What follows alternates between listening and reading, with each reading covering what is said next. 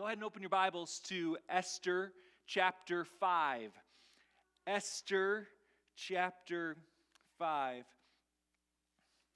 In 586 BC, the Jews in Judea were conquered by the Babylonians and they entered into exile. A few decades later, Babylon was conquered by Persia, and King Cyrus allowed the Jews to begin to return to their homeland and rebuild. The book of Ezra documents the rebuilding of the temple in Jerusalem. The book of Nehemiah documents the building of the walls of Jerusalem. But the book of Esther is about the Jews who stayed behind in Persia. The setting for this book is over 100 years after the Jews had entered into captivity. So life in a foreign land was the only life that these Jews had known. Esther might be most well known for what it does not contain, because God's name is never mentioned in this entire book. And I'm thankful for books of the Bible where the activity of God is obvious and His power is on full display. And I'm thankful for the book of Esther, where God's activity is veiled, because I just think that's highly relatable. I think that's the way we feel about God's activity in our lives so often as well. We struggle with the invisibility of God. We struggle to understand what He is up to. We want to hear His voice. We want His plan and His working to be more obvious. And the great thing about the way Esther is written is that by not mentioning God, it encourages us as readers to look for Him. And as we do, we discover that He is everywhere in this book. He is working even in the tiny details, just as He is working in the details of our lives. So our purpose for this series is that we would trust and see the hidden hand of God. Don't you want that in your life? You want to trust what He's doing, and you want to see what you've been missing. You want to see His activity more and more. You want to see His hidden hand at work. Last week, Pastor John, in chapters 3 and 4, introduced us to the villain of this story, wicked Haman. Boo. If you remember, his anger was kindled because Mordecai, who was one of those Jewish exiles, refused to bow down to him when Haman was walking past the king's gate. And so Haman gets the king's permission to wipe out all of the Jews in all 127 provinces of Persia, which seems like a slight overreaction to that offense. Right? Wouldn't you agree? Just a little bit over the top. I have a child or two that has been known to overreact to certain situations daily, all the time, and even they might tell Haman that he needs to take a deep breath or two. Right? I think my kids would read this and be like, I don't know if this reaction is justified. It seems like a lot. Wiping out the entire Jewish population in Persia. But the author of Esther makes sure to emphasize that this is not just a random conflict between two individuals. As Pastor John talked about last week, Haman was an Amalekite. And the conflict between the Jews and the Amalekites goes all the way back to Jacob and Esau. This is the same group of people that attacked the Israelites as they were leaving Egypt in Exodus.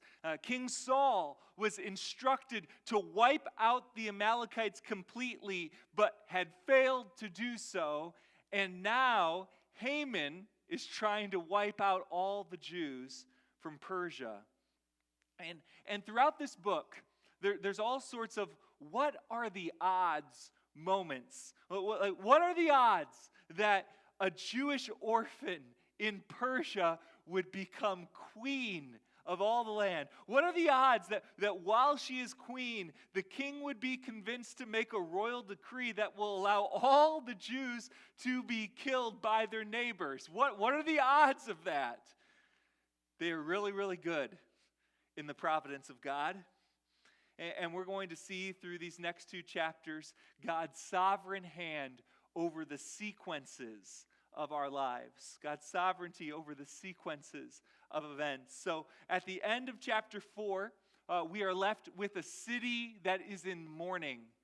Mordecai is in sackcloth and ashes and communicating with Esther that she needs to do something about this. She needs to speak with the king and reveal her ethnicity and try to save her people. But there's a problem. And that problem is that Esther isn't supposed to approach the king unannounced. Right? She's not just supposed to come without an invitation, and the penalty for coming before the king unannounced is death unless he extends his golden scepter, which again just sounds totally reasonable. Right? Just punishment totally fits that crime right there. Not an overreaction at all. And so Mordecai doesn't believe it's a coincidence that Esther is in this elevated position at this moment. He says to Esther, "Who knows whether you have not come to the kingdom for such a time as this?" And despite Esther's trepidation, she asks for all the Jews to fast on her behalf, and she commits to going before the king, saying, "If I die, I die." And that doesn't fit with the personality of Esther that we've been shown in the beginning of this book. Prior to that, the author has emphasized her compliance and just how she's always gone along, and as opposed to Queen Vashti, who was this defiant queen. Her compliance has always been emphasized to this point, but now, for the sake of her people, she's going to step outside of what is comfortable and what is safe, and that is where chapter 5 picks up the story. The first 4 chapters of the book of Esther cover about 9 years of time, and the next 3 chapters are going to cover about 36 hours. So things are about to slow down a lot in this narrative, and we're going to jump in Esther chapter 5 and verse 1. On the 3rd day, that's the 3rd day of all the Jews in Persia fasting on Esther's behalf. On the 3rd day, Esther put on her royal robes and stood in the inner court of the king's palace, in front of the king's quarters, while the king was sitting on his royal throne inside the throne room opposite the entrance to the palace. And when the king saw Queen Esther standing in the court, she won favor in his sight. And he held out to Esther the golden scepter that was in his hand. Then Esther approached and touched the tip of the scepter. And the king said to her, "What is it, Queen Esther? What is your request?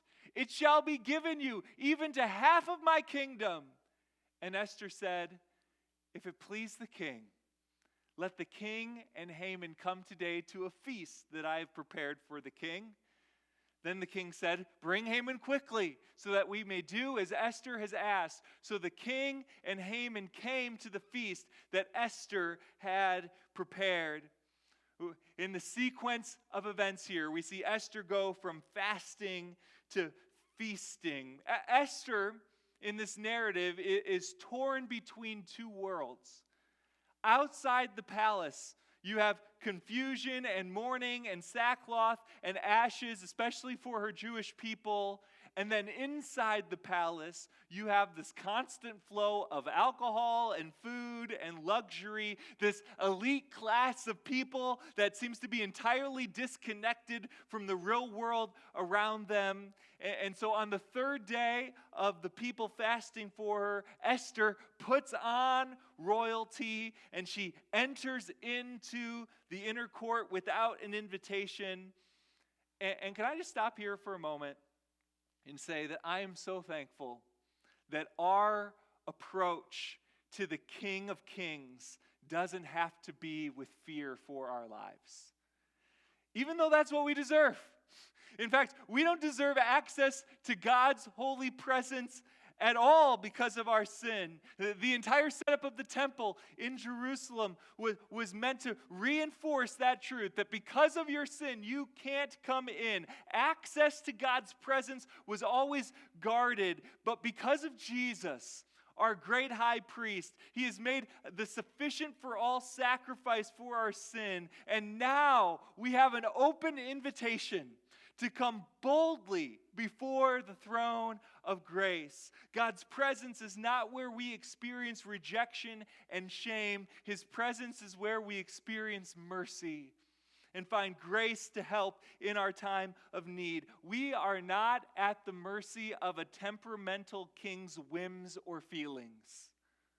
We are at the mercy of the unchanging sovereign King of the universe. And for his children, there is no safer place to be. And Esther probably did not feel any of that in this moment. She probably did not feel very safe as she went before King Xerxes. But the tension in the narrative is quickly broken. And you can almost just imagine the soundtrack of the movie changing as the king extends the golden scepter to his queen, and she touches the tip of it, and her life is spared for now. And the king knows that Esther would not have come into his presence unannounced unless she has a significant request. And he preemptively promises up to half of his kingdom. And part of you just wants Esther to go for it right there, right? Like, just tell him, half your kingdom, Esther, go for it. Let's do this. But she waits. And she invites him and Haman to a feast instead because she knows her man is always up for a party, right? Always up for a good meal. And he immediately accepts, and we pick it up in verse 6. And as they were drinking wine after the feast, the king said to Esther, "What is your wish? It shall be granted you. And what is your request? Even to half of my kingdom it shall be fulfilled." Then Esther answered, "My wish and my request is, if I have found favor in the sight of the king, and if it please the king to grant my wish and fulfill my request, let the king and Haman come to the feast that I will prepare for them tomorrow. And tomorrow I will do as the king has said." As much as King Xerxes enjoyed a good dinner, he was insightful enough to know that Esther hadn't risked her life just for a date. Right? He knows that can't be the reason that she came into the court that day. So he once again, at this meal, tries to get her to share her request. And he once again preemptively promises half his kingdom to a Jewish woman that he had decreed could be killed in a few months without realizing it. Right? Just how he feels about Esther and the decree that he has made, they just don't go together. And we don't know if Esther just doesn't have the courage in this moment. The author sort of builds it up like she's about to share what she needs, and then she stops and asks him to come back tomorrow. But I think it's more likely that she had this planned out this way. She really wanted to set herself up for success. She knows it's really hard to ask for the reversal of an irreversible decree. And so she's patient in this moment. She is meek. We see her humility, and she kindly asks for the king and Haman to dine with her again tomorrow, where she promised to share her request. And if you are the king, you are really intrigued at this point, aren't you? Like, what in the world could this possibly be? She had him right where she wanted him. He's just so eager to know what she wants. And ladies, if your man ever complains that you are not telling him what is on your mind, maybe suggest he take you on a second date. Just see what happens, and you will tell him then. So the focus of this narrative switches now to Haman as he is leaving this feast.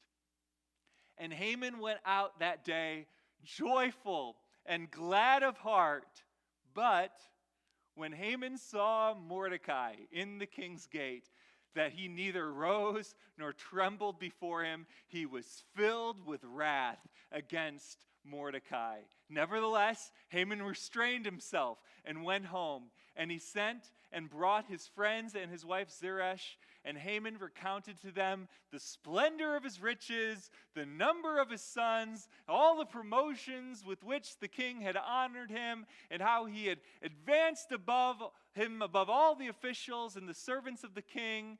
Then Haman said, "Even Queen Esther, let no one but me come with the king to the feast she prepared. And tomorrow also I am invited by her together with the king. Yet all of this is worth nothing to me as long as I see Mordecai sitting at the king's gate."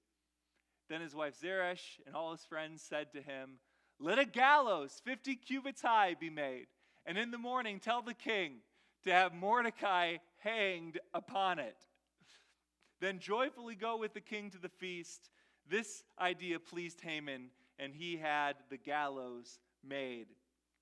Haman leaves the party just on top of the world. He is so important that he was the only person invited to this private meal with the king and the queen, and he gets to come back for the same thing tomorrow. But then he sees Mordecai sitting around, not standing in respect or kneeling in fear. Just the audacity of Mordecai just to be sitting at the king's gate. And Haman's entire night is completely ruined. He has to restrain himself. Like, it's almost like he just wants to go punch him in the face. He has to restrain himself from taking it out on him right then and there. And he goes back to the house, and he gets his wife and his friends together just so he can tell them how great he is. All right, just imagine it. My guess is that these friends had heard these stories a couple times before. Wouldn't you guess that? They've probably heard him talk about how great he is a few times before. And you have to feel for Haman's wife, in my opinion. This guy does not sound very fun to be married to. Yes, dear, I know how many sons we have. I know. You're right. You're very rich. You're very important. I know. So they listen to him drone on about how awesome he is and how he got to go to this exclusive dinner with the king and the queen. And then he gets to the kicker. None of it matters, right? All of it means nothing to me as long as Mordecai is sitting at the king's gate. And at this point, Haman's wife and friends were probably trying to think of any solution that would keep them from having to listen to Haman's complaining again. So they suggest, how about you just kill him? Right? It seems like the easiest solution to us. How about you just kill him tomorrow? You're powerful. The king's a pushover. Mordecai's a nobody. This shouldn't be a big deal. And either Mordecai is much taller than we realize, or the 50-cubit gallows was a little bit over the top. Just have a 50-cubit gallows made. And I think we are intended in chapter 5 to see the contrast between the humility of Queen Esther and the pride of Haman. Haman didn't just crave significance. He craved being seen as significant. So it wasn't enough for him to have riches and to have power and position. He needed his power and position to be recognized. His idol was public recognition. Public recognition. And I always want to make sure to point out idolatry, because it is a sinful struggle for all of us, and it is deadly. Idolatry is deadly. And an idol is anything that we value more than God, anything that we love more than God, anything that we prioritize over Him. And I know our natural instinct is to try to distance ourselves from the villain of a story, but being driven by a need for public recognition is not unique to Haman. That is not unique to him. We all naturally enjoy getting credit for what we do. In fact, one thing I'm learning about one of the difficult dynamics of parenting 4 children is that when I give one of them a compliment, I'm suddenly expected to give 3 more to the others that I have not yet given a compliment to. So we'll be in a situation, I'll be like, you did such a great job at your school today. You did such a great job cleaning up. And what's the very next thing I hear? Well, what about me? Well, what about me? Didn't I do a good job? Haven't you noticed what I've been doing, Daddy? And if we're honest, I'm not sure if we ever really grow out of this. I'm pretty sure what about me is hardwired into all of us as sinful human beings. This was Haman's idol. He valued it more than anything else. And maybe this is your struggle as well. Your day can be ruined if someone doesn't give you the credit that you deserve. If they don't recognize how awesome you are, or how great of a job you did, or how great your social media post is. And God has a way of exposing our idols and our pride, and we're going to see that in dramatic fashion in chapter 6. But here we have this contrast between the humility and selflessness of Esther and the pride and selfishness of Haman. And the frustrating part about the story to this point, and the frustrating part of maybe your story, is that it feels like pride is winning. It feels like pride is going to win, because we have a scheduling conflict for this next day. The day Haman plans to kill Mordecai is the same day Esther is trying to save him. And if we forget about how this story ends for a moment and just place yourself in at the end of Esther chapter 5. Just set yourself right there. You just know the first 5 chapters. You have no idea what happens next. You're hearing this account for the first time. There is so much tension right here between Esther 5 and 6. Because Esther's second feast isn't coming until the evening. And Haman is planning to hang Mordecai first thing in the morning. And all he has to do is convince the king, who he has already pushed over and convinced to wipe out an entire people group. Why would the king care what happens to Mordecai? He has no idea that Esther is Jewish, let alone related to him. He doesn't remember that Mordecai saved his life those years ago. And then the second guessing starts. Why didn't Esther just ask the king when he first held out the golden scepter? Why didn't she take him up on his offer at the first feast? This could have all been avoided. What is she waiting for? And she thought she had this all planned out, but now her patience is going to be punished, and hasty Haman is going to ruin everything. And all this tension sets up, in my opinion, one of the funniest scenes in all of the Bible. Esther chapter 6. On that night, the king could not sleep. He really wanted to know what the queen wanted. Couldn't even sleep. Maybe that's not the reason, but he could not sleep. And he gave orders to bring the book of memorable deeds, the Chronicles, and they were read before the king. And it was found, written, how Mordecai had told about Bigthana and Zeresh, 2 of the king's eunuchs, who guarded the threshold and who had sought to lay hands on King Ahasuerus.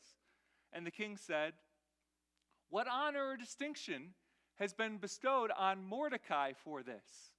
The king's young men who attended him said, "Nothing has been done for him." And the king said, "Who's in the court?" Now Haman just entered the outer court of the king's palace to speak to the king about having Mordecai hanged on the gallows that he had prepared for him. And the king's young men told him, "Haman is there standing in the court." And the king said, "Let him come in."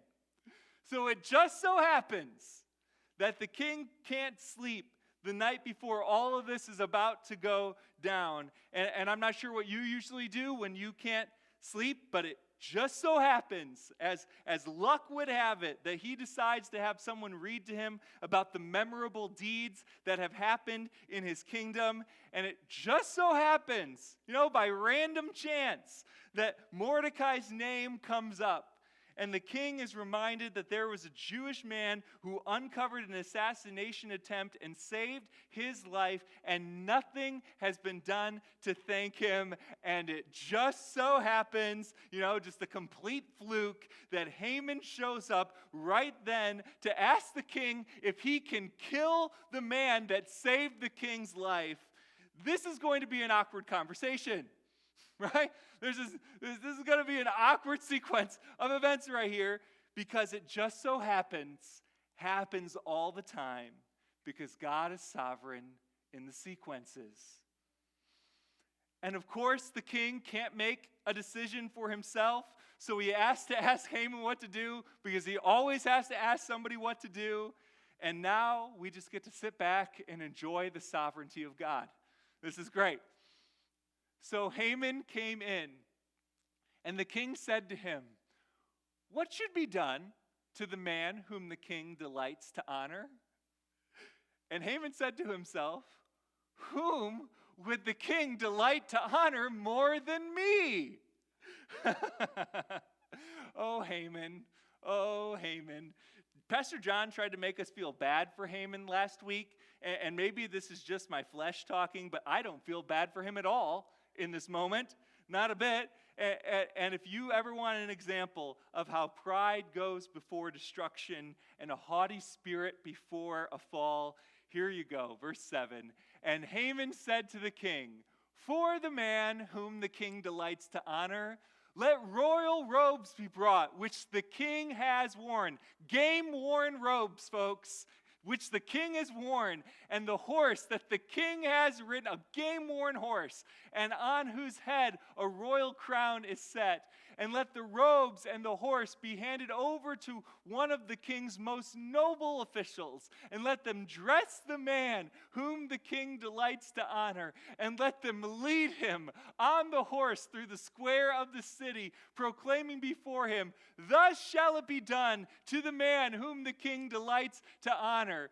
Then the king said to Haman, "Hurry, take the robes and the horse, as you have said, and do so to Mordecai, the Jew who sits at the king's gate. Leave out nothing that you have mentioned." I wish the Bible tells us what Haman's face looked like right at this moment. How low was his jaw?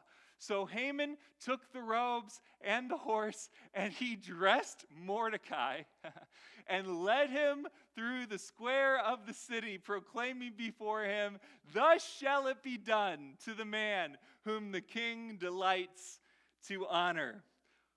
Awesome, right? I mean, is there a better sequence of events in all of the Bible? Part of the joy for us as readers is that we know more of the context from the outside looking in than the individuals in the story know. Haman had no idea the king wanted to honor Mordecai.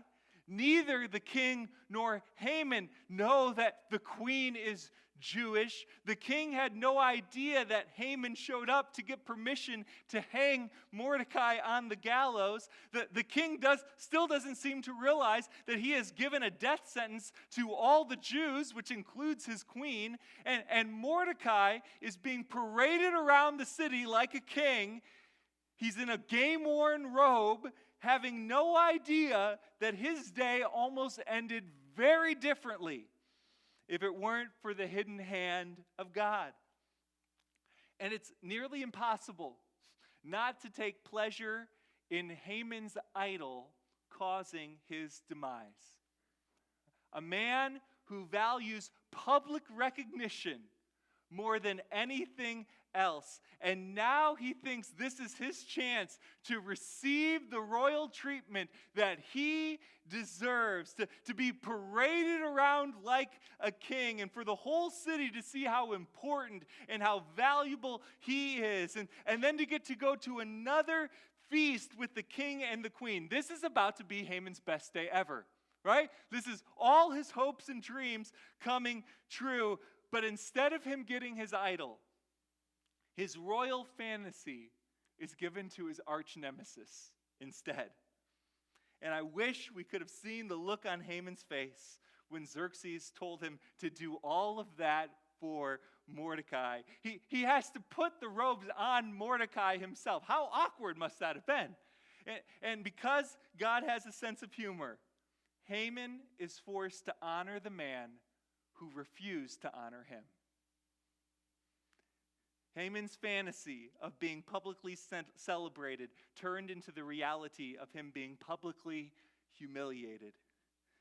And the author just leaves us to guess at Mordecai's feelings through all of this, but my guess is he probably felt pretty uncomfortable in this moment. Haman described what would be his fantasy for a day. He did not describe Mordecai's.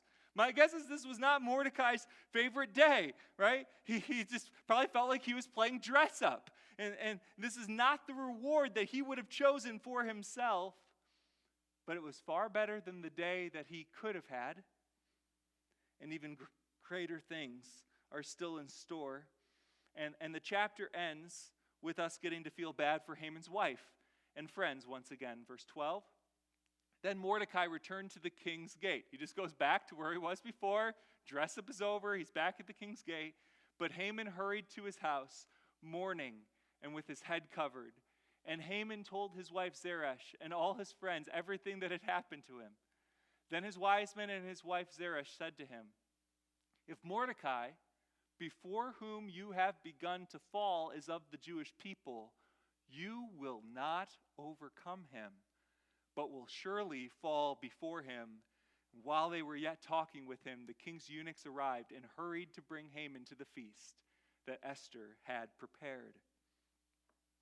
So the same group has to listen to Haman pout again, only this time they start to catch on that there is something greater at work here. Which is interesting, right? This is a group of pagans, but even they can perceive that there is a power at work that the human eye cannot see. This can't just be dumb luck. The sequence of events is too perfect to be explained away, and they don't know it. But what they are seeing is the hidden hand of God, because God is sovereign over the sequences of our lives. God is sovereign over the sequences of our lives. And when we think he is late, he is right on schedule. When we think he has forgotten, he is remembering the smallest details. And in the middle of the story, it rarely makes any sense. I've been thinking this weekend about Mordecai, right? And putting myself in his position, knowing what he knows and what he doesn't know. What is he thinking as he's being paraded around on the king's horse? He's probably thinking, what good does this do?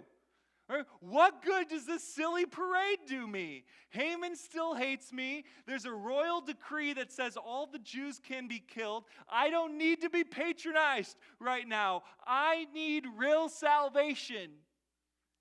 And he has no idea that his life has just been saved.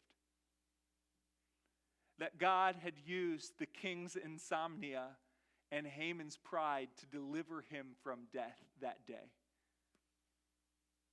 And it makes me wonder how often I have no idea what God has saved me from.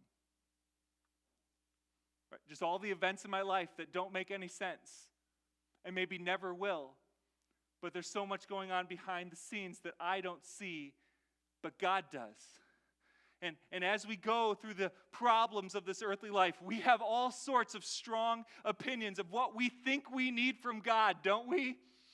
Right? And we pray and we tell him that he needs to do this, and we tell him when he needs to do it. And one lesson I'm impressed with from the book of Esther is that God's plan of salvation is better than my own.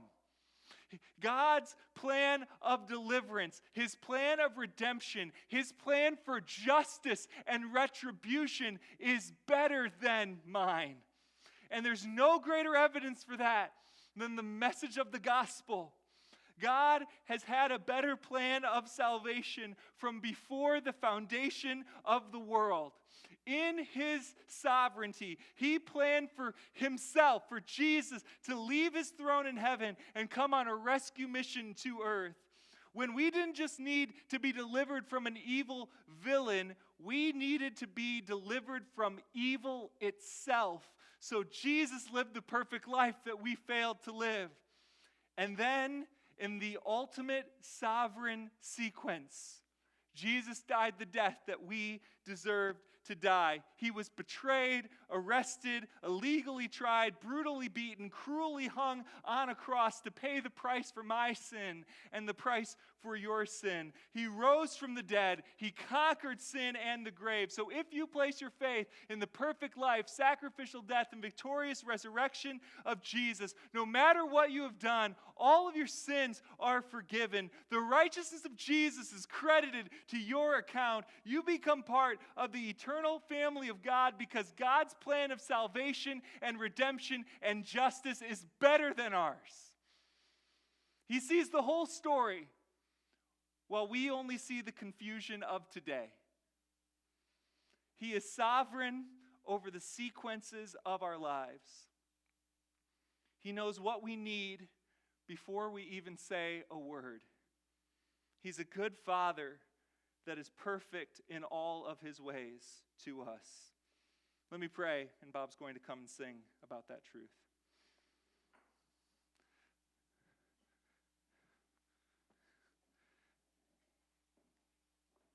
King Jesus, we just want to humble ourselves before you right now. And we need to acknowledge that you know better than us. We need to acknowledge that just because we can't see the whole picture doesn't mean that you can't. Just because we don't understand doesn't mean that you don't. I'm so thankful for all the times that you have delivered us without us even realizing it.